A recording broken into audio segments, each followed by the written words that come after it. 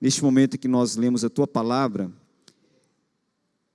e quando nós lemos a Bíblia Sagrada, é o Senhor falando para nós, que seja nesta manhã a Tua voz, falando para cada um de nós que aqui estamos, que não esteja aqui um homem, mas apenas um instrumento do Senhor, que o Teu Santo Espírito nos conduza à compreensão das Tuas verdades, em nome de Jesus, amém. Bom, quando nós lemos esta parábola, e eu mencionei que vou trazer esta aplicação dentro do contexto da família, primeira coisa que a gente precisa pensar aqui, entender, ou pelo menos tentar entender, como que as pessoas que ouviram Jesus contar esta parábola, o que eles perceberam, né? O que eles entenderam ali quando Jesus disse.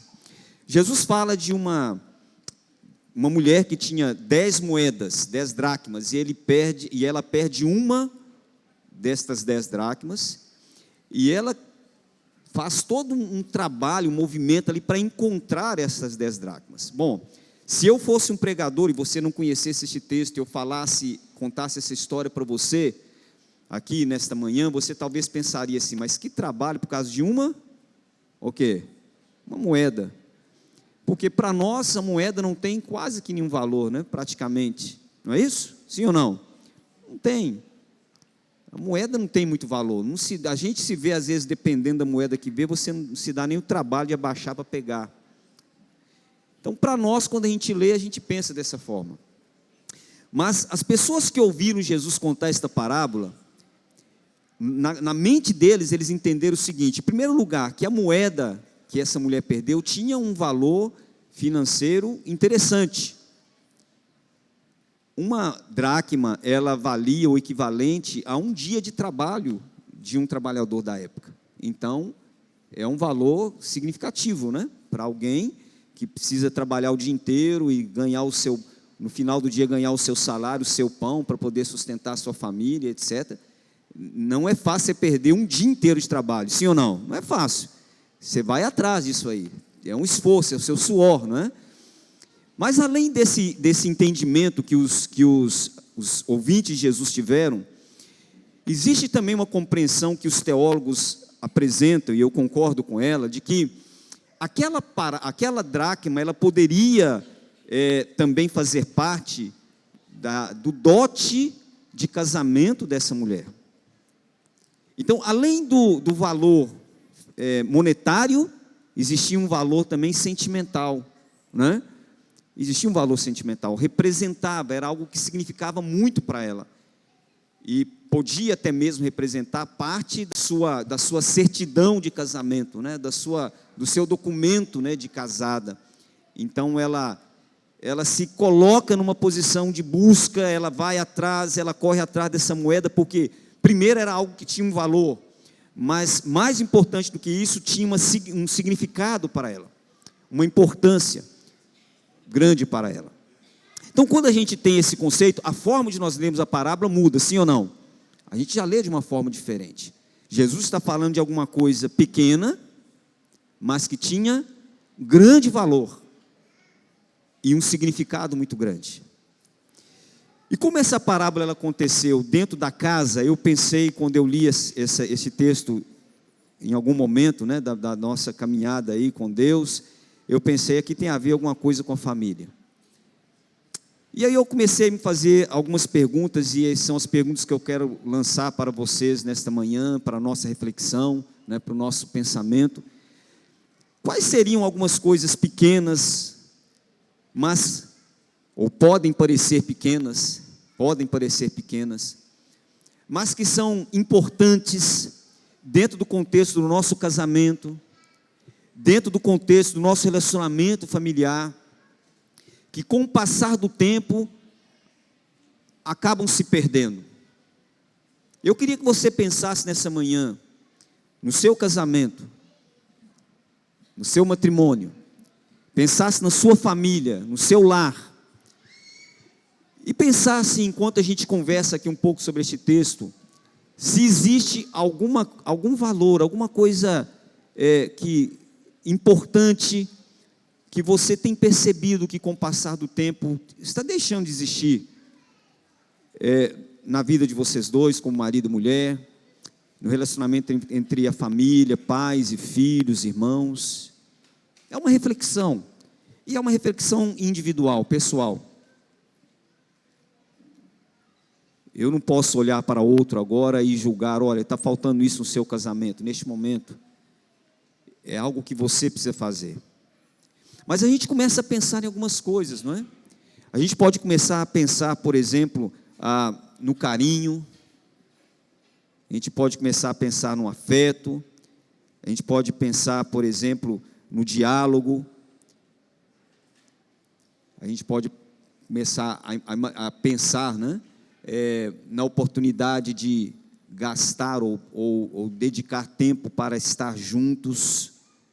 São valores, são coisas importantes. O romantismo, né? A atenção, a fidelidade, valores no relacionamento, valores do casamento, da família. Coisas que às vezes a gente não percebe, mas vão ficando aí, vão passando com o tempo. Alguns valores espirituais, como a oração pessoal, a devoção pessoal, o culto em família, a relevância da Bíblia dentro do nosso lar, o diálogo entre a família sobre as coisas de Deus, a participação e a vivência e a dedicação nas coisas de Deus na igreja. Eu queria que nós pensássemos, ao olhar para este texto, nisso, e nós podemos encontrar aqui, e essa é a minha proposta, que nós, ao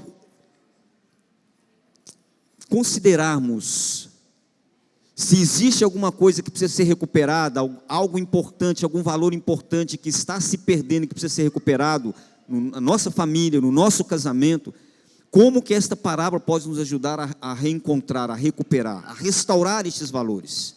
E aqui nós temos ou pelo menos quatro atitudes, e uma quinta que tem a ver com o resultado, né, dessa sua busca, que pode nos ajudar.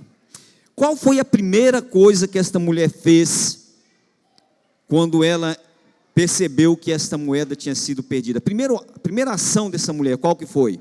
O que ela fez? Como é que diz a Bíblia aí? O que ela fez? Acendeu a luz, acendeu a candeia, né? Primeira coisa que ela fez. Se ela acendeu a candeia porque o ambiente estava escuro, né? E ela precisava de claridade, olhar debaixo da cama, olhar debaixo dos móveis, procurar nos cantos ali da sua casa para encontrar. Sabe o que eu penso quando eu olho para os relacionamentos sobre o que significaria acender a candeia? Eu quero fazer duas aplicações aqui deste texto para nós.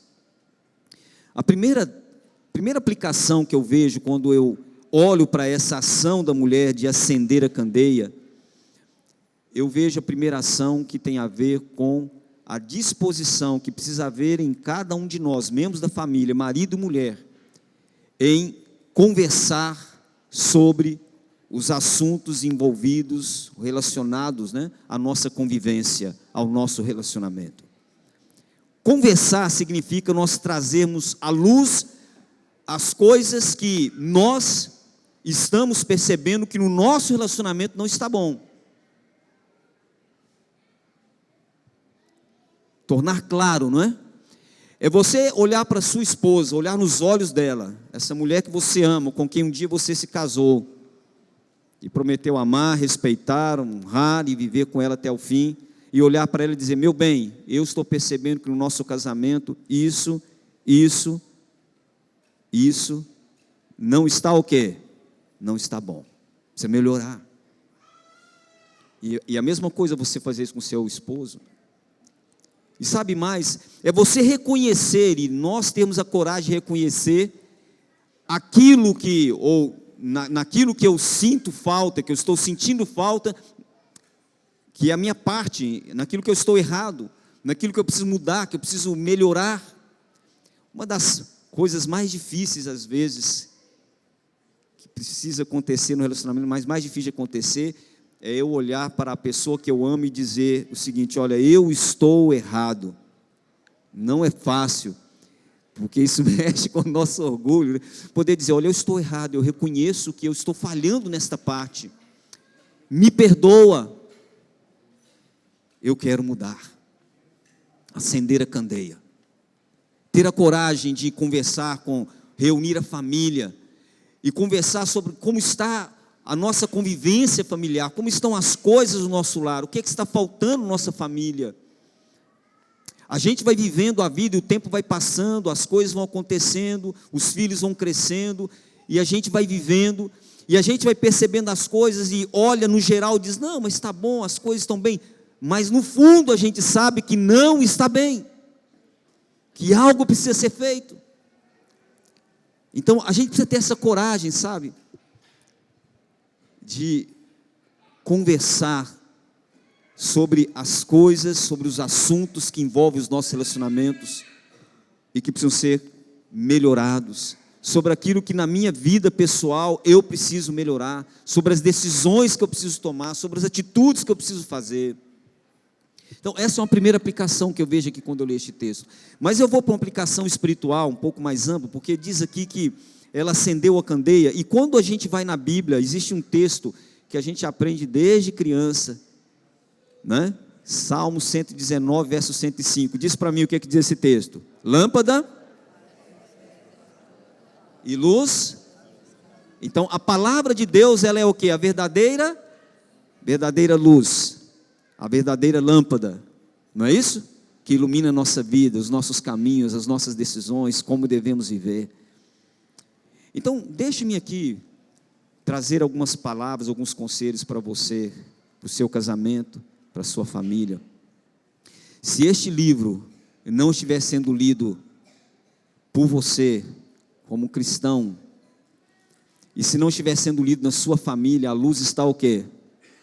Está apagada. E Deus nos deu a sua palavra para que ela pudesse nos mostrar a forma correta que nós devemos viver, as orientações de Deus para os nossos relacionamentos, para a nossa vida pessoal, para a felicidade do nosso lar, do nosso casamento, da nossa família, estão aqui na Bíblia Sagrada. Nós precisamos acender a candeia, abrir a palavra de Deus. E eu pedi que colocasse ali, o pastor me ajudou ali colocando na tela, não é isso, pastor? Já está ligado aqui? Vocês devem lembrar, no ano de 2022, eu não sei se aqui na igreja, você estava aqui em 22? Não, né? Eu não sei se aqui na igreja vocês participaram de uma pesquisa mundial. Essa pesquisa foi realizada em várias igrejas por amostragem, então eu não sei se foi feito aqui na igreja central de Valadares. Mas pode ser que alguém aqui tenha participado. Foi uma pesquisa longa, foi feita um sábado de manhã, e eu tenho aqui os dados, por exemplo, do que foi tirado na divisão sul-americana, né?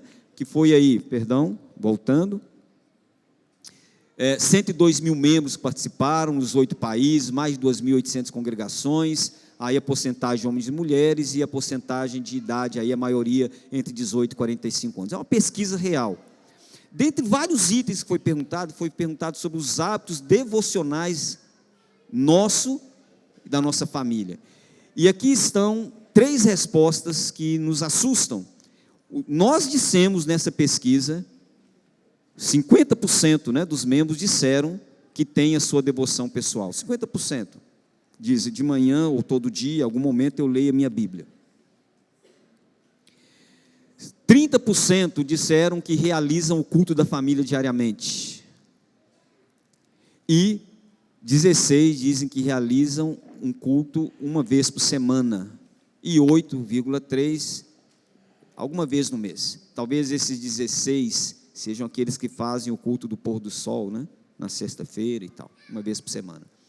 Mas veja, 70% das famílias não fazem o culto da família, das nossas igrejas hoje, não fazem, não tem o hábito de reunir pai, mãe, filhos, esposos estarem ali para lerem a Bíblia, cantar e orar juntos, de manhã, antes de saírem para as atividades. 70% é um número muito grande. A metade de nós não estamos lendo a Bíblia diariamente. Então, significa que a Bíblia, ela está o quê? Em muitos dos nossos lares, de muito nas nossas vidas, ela está o quê? Fechada. E a palavra de Deus fechada, ela é um livro comum. Não tem diferença de nenhum outro livro que tiver na sua prateleira, da sua casa. Ela só tem poder quando ela é aberta, e ela é lida, e ela é estudada, e ali nós podemos ouvir a palavra de Deus falando para cada um de nós, Deus falando para cada um de nós. Eu cresci em um lar, assim, dividido no seguinte sentido: meu pai nos abandonou quando eu tinha 2 anos de idade, então eu fui criado pela minha mãe, somos 4 irmãos, e a minha avó veio morar com a gente, para ajudar a minha mãe a cuidar da gente, e a minha mãe tinha que trabalhar, então minha avó ficava lá com a gente, e a minha avó era uma pessoa católica, dedicada, pessoa que tinha os seus momentos de devoção, de oração, de tudo, ia todos os anos na Aparecida do Norte, todos os anos fazia a sua peregrinação e etc. Eu lembro até hoje de um grande crucifixo que ela tinha na parede, que ela trouxe lá de Aparecida do Norte. Era uma mulher devota. Mas eu nunca vi a minha avó lendo a Bíblia. Ela tinha uma Bíblia grande, ficava lá no quarto dela, aberta, uma Bíblia bonita. Mas eu não me lembro, em momento algum, da minha avó sentada lendo a Bíblia. Mas eu cresci vendo a minha mãe, todas as manhãs, quando eu acordava para ir para a escola, 5 e pouca da manhã, normalmente eu já encontrava minha mãe sentada na sua cama lendo a Bíblia, ou algumas vezes já orando, ajoelhada na beira da sua cama. E eu cresci vendo esses 2 contrastes ali, né? Da atitude da minha avó, da atitude da minha mamãe, e fui crescendo ali. Sabe que muitos de nós temos a Bíblia como se fosse um amuleto? A gente tem a Bíblia aí, na sua casa deve ter Bíblia, eu tenho plena certeza que em todas as casas que temos aqui tem uma Bíblia. Mas muitos de nós às vezes tratamos a Bíblia como um amuleto, ela fica aberta em um salmo, ela fica aberta em algum lugar, ou às vezes fica até fechada mesmo, guardada em algum canto, mas não é lida muitas vezes. E se a palavra de Deus não for lida, ela não faz efeito. Ela só se torna a luz se ela for aberta para iluminar os nossos caminhos, iluminar os nossos pensamentos. Esta pesquisa, eu vou só mostrar, fala também da nossa atitude em relação ao dom profético, que vai na mesma direção, mesma atitude. Pode, se quiser tirar, era só isso que eu queria mostrar aqui, dessas telas aqui. Eu queria fazer um apelo de reflexão para você, querido. Se tem alguma coisa na sua família, no seu casamento, que nesta manhã Deus está falando com você, que precisa ser restaurado, precisa ser recuperado, eu queria convidar você a pensar nessa primeira atitude que precisa ser tomada, que é acender a luz. O diálogo, a conversa franca e sincera, a disposição de reconhecer os erros, pedir perdão e perdoar, mas acima de tudo, a nossa decisão de fazer da palavra de Deus a luz que ilumina os nossos caminhos, a luz que direciona as nossas ações, a luz que realmente nos mostra as decisões que precisamos tomar, e que ela realmente seja relevante na nossa vida. Em Tiago capítulo 1, verso 21, tem um texto muito interessante, se você puder abrir, Tiago 1, 21. Tiago 1, 21 diz assim, Tiago, quando ele escreve aqui, nessa carta, ele traz aqui uma expressão, né? A gente está sempre acostumado a falar Paulo, né? Tiago, ele diz aqui no verso 21 o seguinte, capítulo 1, 21, ele diz, portanto, despojando-vos de toda impureza e de acúmulo de todo mal, acolhei com mansidão a palavra em vós implantada, o qual é poderosa para salvar a vossa vida. Eu gosto de ler este texto aqui e pensar o seguinte, o nosso cérebro, nós temos mais de 86 bilhões de neurônios. E quando a gente lê a palavra de Deus, estas verdades, elas são implantadas nos nossos neurônios, na nossa mente, conduzindo nossas ações, conduzindo nossa vida, conduzindo nossos pensamentos, direcionando da forma que nós vamos viver. A palavra de Deus precisa ser implantada na nossa mente, ligada no nosso coração, para que se cumpra aquilo que Jesus disse em João 17, 17. Santifica-os na verdade, a tua palavra é a verdade. A palavra de Deus nos santifica, a palavra de Deus nos purifica, a palavra de Deus tem o poder de fazer de nós uma nova criatura. Mas, avançando aqui, o texto diz que aquela mulher, depois de acender a candeia, ela fez uma segunda ação. Ela fez o quê? Acendeu a candeia e varreu a casa. Varreu a casa. Bom, se ela varreu a casa é porque tinha sujeira ali na casa. A casa estava suja. E se tinha sujeira na casa é porque em algum momento, de alguma forma, a sujeira entrou. Talvez as janelas, as portas estavam abertas e permitiram que a sujeira entrasse, a poeira entrasse, a sujeira entrasse. Eu queria fazer uma aplicação disso para a nossa vida pessoal, para a nossa vida espiritual e para a nossa família também. A pergunta é: existe alguma janela no seu casamento que está aberta, que está permitindo com que a sujeira deste mundo entre, e que através dessas influências externas que vão entrando, tem ocultado as coisas importantes no relacionamento de você, no casamento, tem impedido com que a harmonia, a felicidade, a paz, a alegria, a felicidade verdadeira exista na família, na sua família? Nós precisamos fechar essas janelas. Existem muitas janelas que podem estar sendo abertas, especialmente no mundo moderno, né, as janelas da tecnologia, onde nós gastamos tempo lendo, vendo, concentrando nossa atenção, concentrando o nosso tempo, o tempo que talvez devíamos estar gastando para abrir a palavra de Deus e permitir que ela ilumine a nossa vida, nós às vezes estamos gastando com outras coisas, que só trazem para a nossa mente, para o nosso relacionamento, nada que vai ajudar. Pelo contrário, quais são as janelas que podem estar abertas?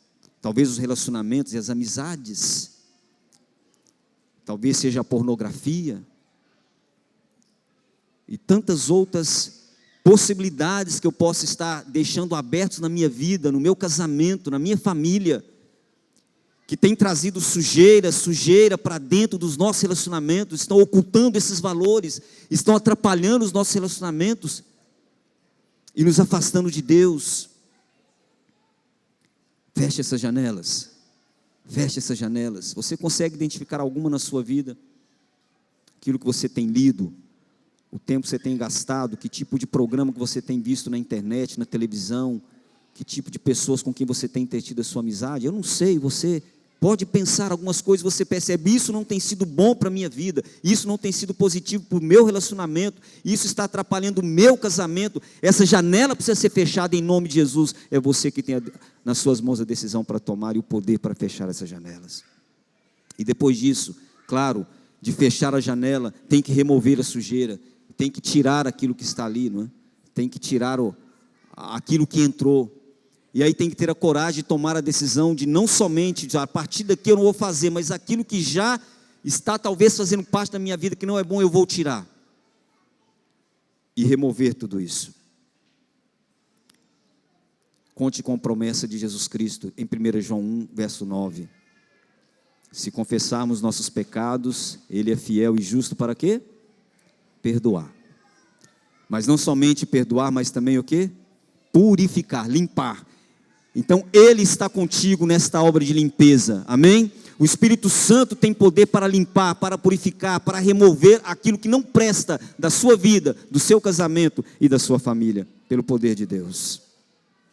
A terceira atitude dessa mulher, depois de acender a candeia, de varrer a casa, aqui diz que ela procurou, e aqui tem a ver com uma atitude, diligentemente. Diligência tem que ver com o seguinte, com atitude verdadeira no coração, dizer assim: isso é importante para mim, a minha família tem valor para mim, o meu casamento é importante, e eu vou fazer de tudo para salvar o meu casamento, eu vou fazer de tudo para restaurar a minha família, eu vou fazer de tudo para trazer o que tem de importância, de valor para a minha família, para o meu lar, para o meu casamento. Diligência. Em Isaías 41, verso 3, o profeta diz assim: derramarei água sobre o sedento, derramarei água sobre o sedento. Para aquele que valoriza, não é? Quando diz derramarei água para o sedento, na realidade Deus está dizendo assim: se você valorizar, se você achar importante, se você realmente desejar do seu coração, se você colocar isso como atitude diligente na sua vida, eu vou abençoar a sua vida, eu vou abençoar você. Água sobre o sedento. Aqui tem a ver com atitude e diligência. A diligência tem a ver com a importância que eu dou para a minha família, a importância que eu dou para o meu casamento. E finalmente ela tem aqui uma outra atitude, né? Porque além de procurar diligentemente, diz que ela procurou até encontrá-la. Aqui tem a ver com perseverança. A diligência tem a ver com a intensidade da busca. A diligência tem a ver com o valor que eu dou para a minha família. A perseverança tem a ver com a minha decisão de jamais desistir do meu casamento. Jamais desistir da minha família. Os dados de 2017 do IBGE, que é os dados que eu tenho lá mais recentes, assim, que foram feitos mais completos, diz que no Brasil, de cada 3 casamentos, 1 termina em divórcio. E eu não conheço a história de todos que estão aqui, não conheço a sua história. Talvez você tenha passado por um divórcio, ou talvez você esteja passando por uma situação dessa. E Deus sabe como você, aquilo que você passou ou que tem passado. Mas o certo é que a Bíblia diz que Ele odeia o divórcio. Claramente a Bíblia diz assim. Existem algumas situações que a gente vive que acaba sendo insustentável um relacionamento.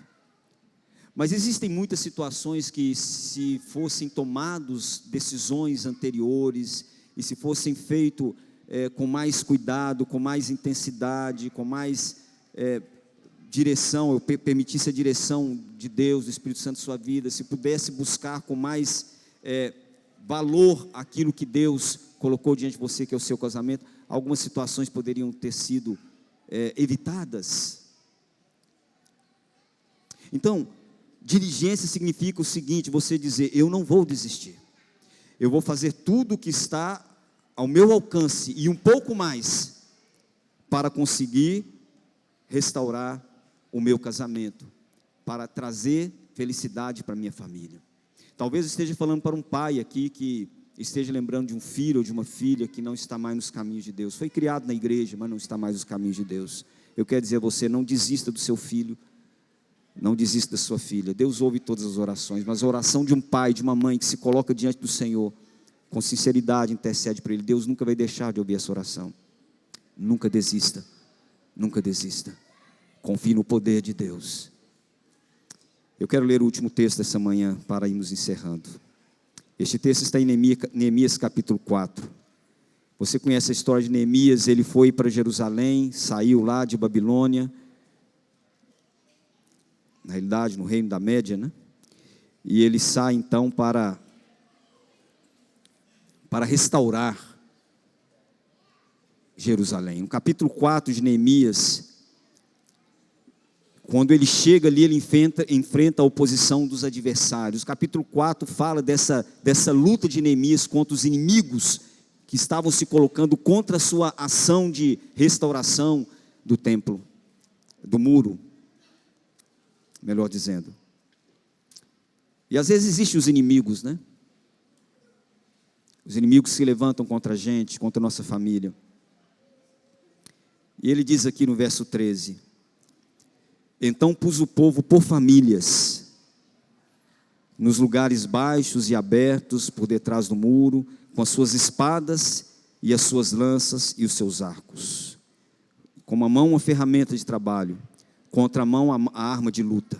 Mas as famílias estavam ali para lutar contra os inimigos. Verso 14 diz: inspecionei, dispus-me e disse aos nobres, aos magistrados, ao resto do povo: não os temais, lembrai-vos do Senhor, grande e temível, e pelejai pelos vossos irmãos, pelejai pelos vossos filhos, pelas vossas filhas, pela vossa mulher e pela vossa casa. Eu encontro neste texto uma das expressões, um dos apelos mais lindos, e que eu quero terminar aqui nesta manhã deixando para cada um de nós. Lute pela sua família.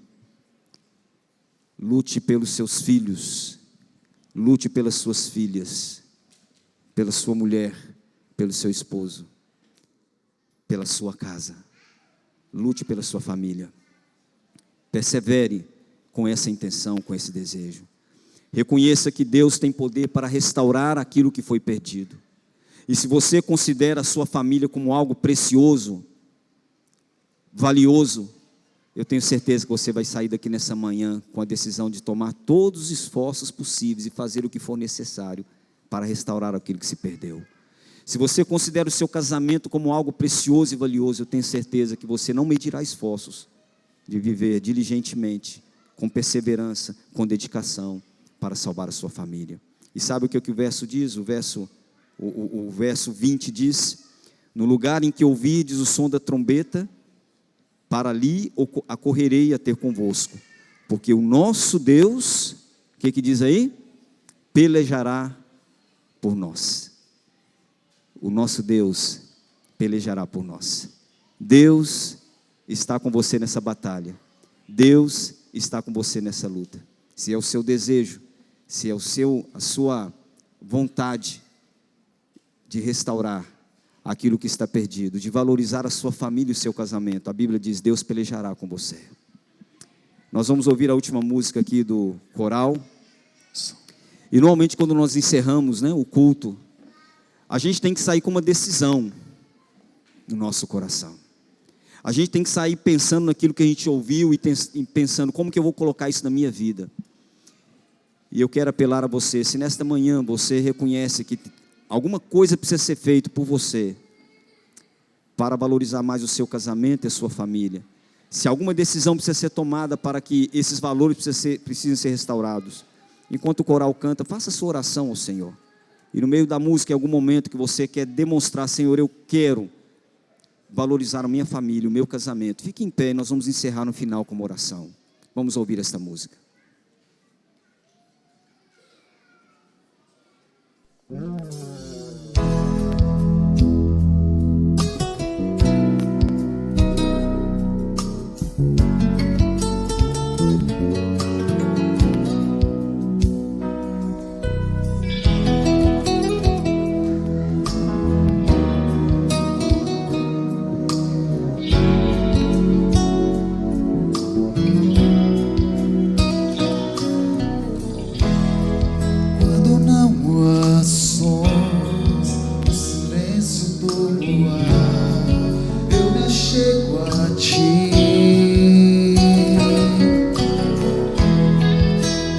Oferecer todo o meu ser, vem me abençoar.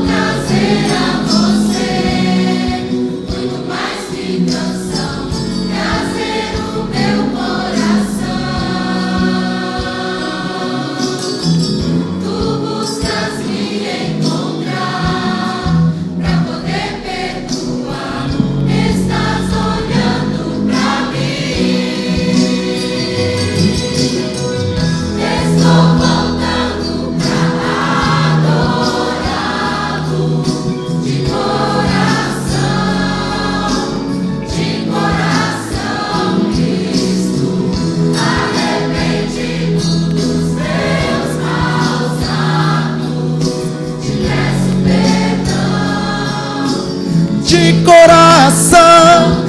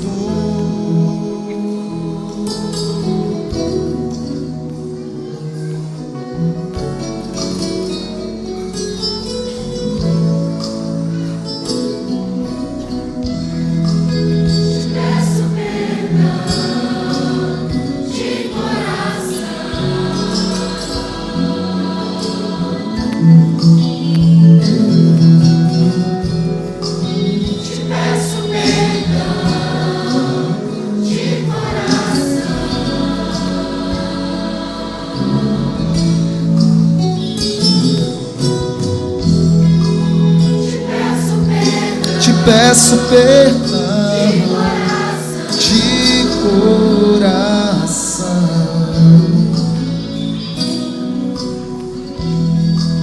Te peço perdão de coração.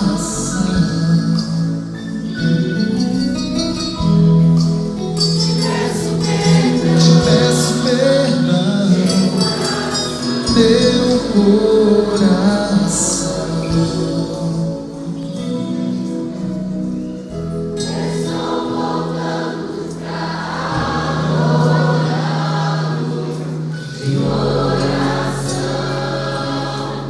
de coração, Cristo, arrependido dos meus maus atos. Te peço perdão.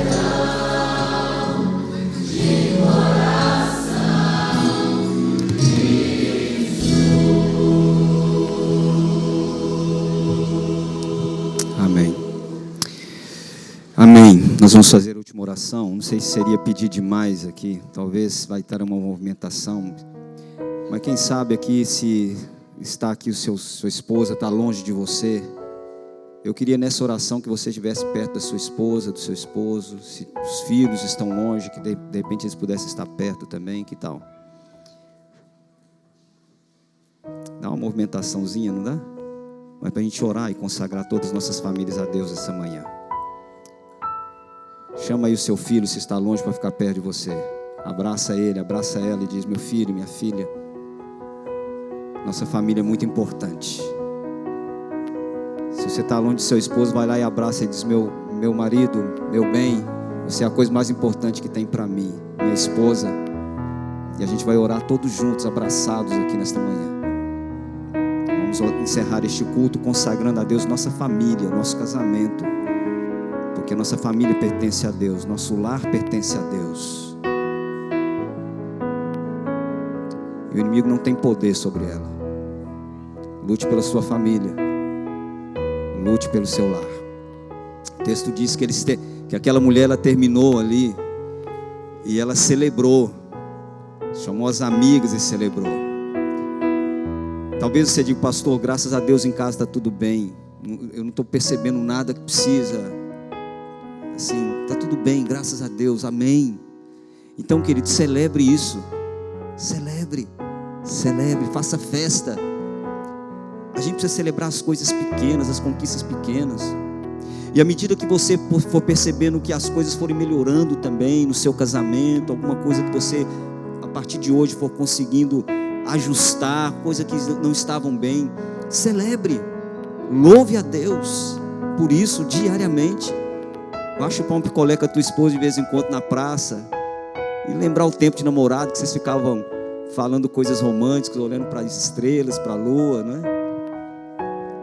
Gaste momento com os filhos, sem televisão, sem celular, sem nada, para rir junto e contar histórias, ver fotografias antigas e agradecer a Deus por tantas coisas boas que Deus concedeu e tem concedido à sua família, por tantas conquistas que Deus tem dado a vocês. A gente precisa celebrar. Isso faz parte da nossa vida, isso nos fortalece, nos une cria vínculos. Amém? Abraça o seu esposo, sua esposa, seus filhos. Vamos orar a Deus. Pai querido, obrigado pelas nossas famílias. Obrigado pelos nossos lares aqui. Obrigado pelos casais que estão juntos aqui nesta manhã. Eu peço a tua bênção por eles, por cada lar que está aqui representado, por cada casal que está aqui. Que o Senhor esteja fortalecendo, ó Deus, a vida destes casais, unindo essas famílias mais e mais. E se nesta manhã, ó Deus, existe algo que está ainda perdido nos relacionamentos, precisa ser encontrado, restaurado, que o Senhor possa ouvir as orações dos seus filhos, que é levado a Ti neste momento, oração sincera do coração, e ajudá-los a dizer: meu filho, eu estou contigo, eu estou com vocês. E se vocês vão lutar pela família de vocês, vão lutar pelo casamento de vocês, eu lutarei com vocês, eu estou com vocês.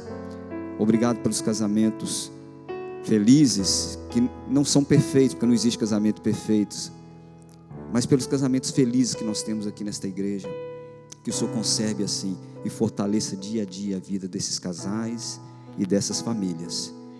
Que a graça do Senhor Jesus, que o amor de Deus o Pai, que a comunhão do Espírito Santo esteja com todos. Amém. Amém. Deus abençoe. Agora pode dar um beijinho na tua esposa, hein? E nos teus filhos. Amém.